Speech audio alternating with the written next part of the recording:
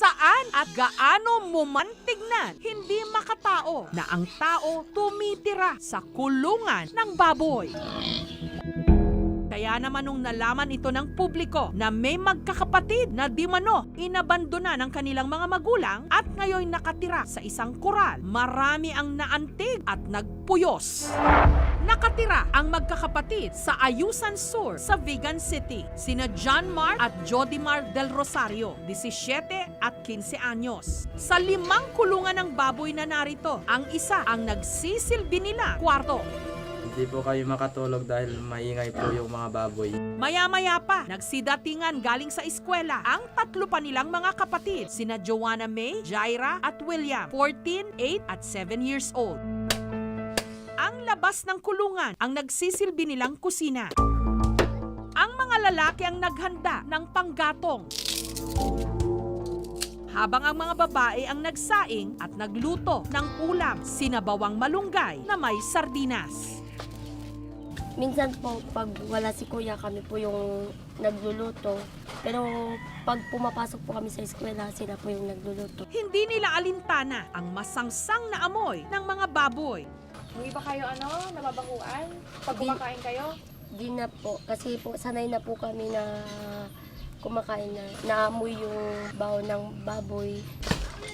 Sa poso malapit sa kural, doon na rin sila naliligo.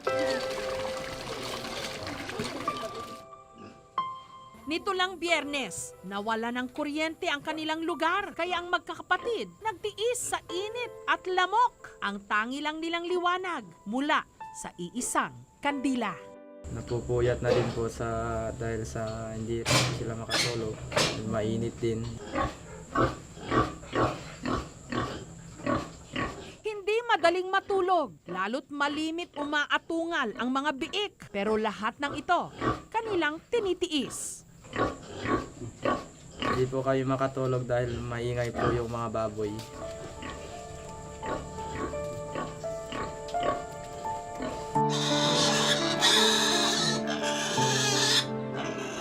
Dalawang taon na pala silang nakatira sa kural ng baboy na pag-aari pala ng kanilang mga tiyuhin at tiyahin. Inalok naman daw sila ng kanilang tiyo Randy na tumira na lang sa kanilang bahay. Wala pang 50 metro ang layo mula sa kulungan ng baboy. Pero dahil siksikan na rin sila doon, pinili na lang daw ni na John Mark na dito tumira. Gusto ko na sanang tumira sa bahay, kaso lang masikip.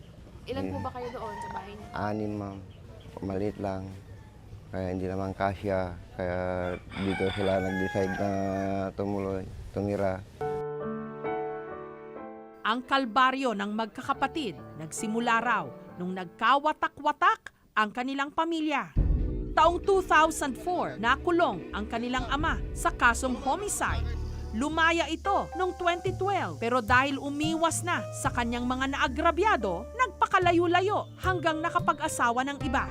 Ang kanila namang ina na dating labandera, sumama sa ka-textmate daw nito sa Cagayan. Kaya ang magkakapatid, naiwan na lang sa kanilang lola.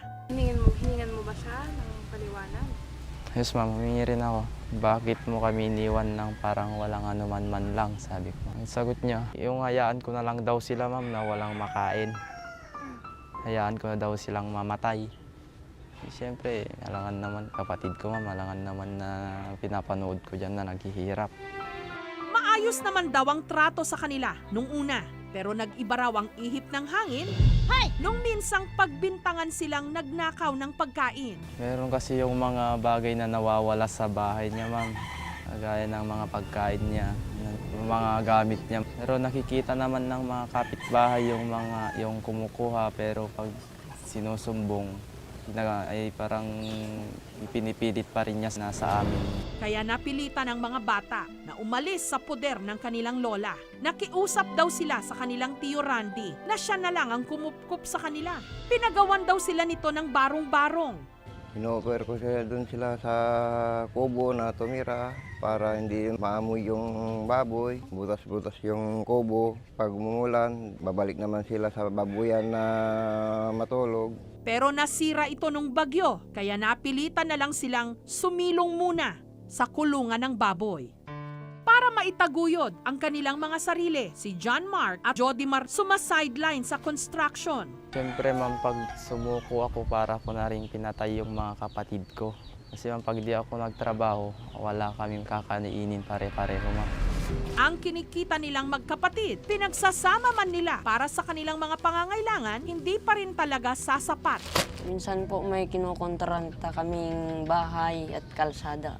Pero may linggo po na wala kaming trabaho dahil walang kumukuhasan. Subsob man sa trabaho sina John Mark at Jody Mar, pinilit pa rin nilang isingit ang pag-aaral. Tuwing Sabado, pumapasok sila sa ALS o Alternative Learning System ng DepEd. Makapagtapos lang sila ma'am ng pag-aaral, magkaroon sila ng magandang buhay kahit stay na ako dito sa ganitong buhay ko ma'am, basta sila lang makaangat, okay na ako. Sana balang araw, ma'am, makakakita kami ng mas maayos na tirahan para di na kami dyan natutulog.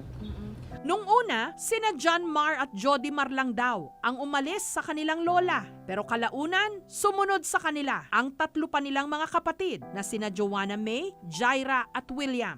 Mula noon, sila-sila na lang daw ang magkakaramay. Sa isa't isa, umaasa. Ang kwento ng mga magkakapatid, in-upload ng radio news director sa Vigan na si June. Sa City Hall, nasabi ng mga opisyal na pupunta sa barangay kasi may bubuksang housing project. Kaya sinabi ko sa team ng reporter namin, puntahan nga ninyo kanong project yun. Tapos nung puntahan, it turned out na yung mga magkakapatid na nakatira pala sa kulungan ng baboy. Naiyak. Sa tagal ko na sa radyo, 20 years na, ito lang yung istoryang iniyakan ko.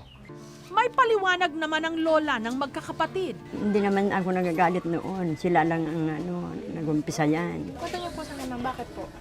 Hindi ko alam kung bakit nila nagagalit sa akin. Pinapakain ko naman sila. Hindi kami nag-aaway. Minsan hindi ko pinapalo sila. Kahit minsan. Sila nang babato sa akin. Batid daw niya ang hirap ng sitwasyon ng kanyang mga apo. Kaya noon lang daw Setyembre, kinuha niya muli sina Joanna May, Jaira at William. Bakit ako naman tumutulong sa kanila? May iba bang tumutulong sa kanila kundi ako. Kahit hinihingi nila sa akin, binibigyan ko naman sila. Sabi nga yung mga tao dito, ikaw pang masama, ikaw pang nagbibigay, sabi nila. Ayon sa social worker officer ng Vigan City na si Selly, noon lamang daw Huwebes, nagtungo sa kanilang tanggapan ang ina ng mga bata, si Ronalyn. Nalaman namin na hindi pala in-stop yung Shakas card, tuloy-tuloy pa rin pala. So sinabihan ko siya, ba't ayaw mong ibigay? Kasi nung na-receive na naman daw niya yung cash na nailabas na naman niya, umaalis na naman. Tapos iniiwan lang yung konting bigas sa pagkain sa mga anak. So ngayon sabi ko sa kanya, pwede bang bigay mo na lang yung cash card sa anak mo? Ang benefits niyo na makukuha sa 4Ps, hindi naman para sa mga magulang, kundi para sa mga bata. Tapos pag nandun, nang yabang-yabang ma'am, sabi niya, nandito na ako, ang sarap ng buhay ko dito. Pero pag umuwi naman, wala namang dala ma'am. Sabi niya, mayaman daw yung kalibin niya dun. Pero pag umuwi, kahit pamasahe, wala naman. Ang ama ng mga bata, nakausap din ang aming team. Nabalitaan daw niya ang kaawa-awang kondisyon ng kanyang mga anak. Masakit daw ito para sa kanya, pero wala rin siyang magawa. Sadyang napakalungkot ma'am na nalaman ko ang kalagayan ng aking mga anak. Ganon pala ang sitwasyon nila sa pagkakataong ito. Sabihin na nating napabayaan namin dahil sa hirap na rin po ng buhay na meron kami. Bagamat gayon pa man, pinagsisikapan ko din po na suportahan sila sa abot ng aking makakaya. Ganon pa man, hindi po ako tumitigil. Bilang isang ama, obligasyon ko po na ibigay ang pangangailangan ng aking mga anak. Sa harap ng DSWD officer at ng opisyal ng barangay, nag-usap-usap ang ama at ang lola ng mga bata. No, danto magamin lang ito ma'am. I'm sorry. Agga po kada tayo kung mga minda, di ko na tayo nga panagbalbaliw, dataw bing dalita. Noan niya nga minda, di makikita da kada tayo kung noan. Mga minda, di trato tayo katakwa, dahil so it direct lie as then back. Direct lie as back.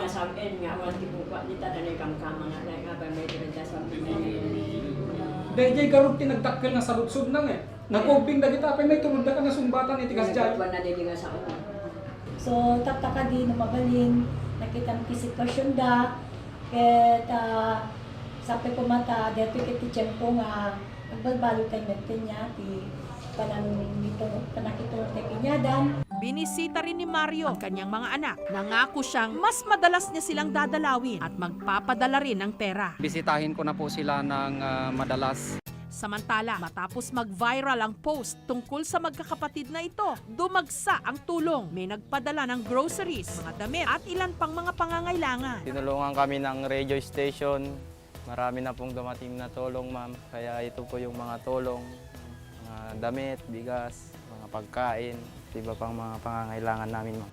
Nag-alok din ang kanilang tiyo Randy na magtayo ulit ng maliit na bahay para sa kanyang mga pamangkin sa bakanteng lote. At bilang pandagdag sa mga naunang materyales na ibinigay ng lokal na pamahalaan, Ito po yung mga binigay ng city government, ma'am, na materials, hollow blocks, sand, gravel.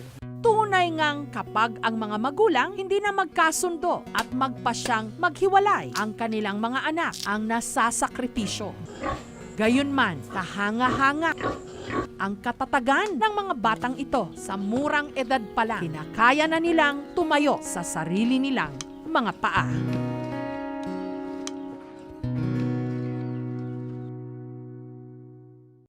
Thank you for watching, mga kapuso. Kung nagustuhan niyo po ang videong ito, subscribe na sa GMA Public Affairs YouTube channel. And don't forget to hit the bell button for our latest updates.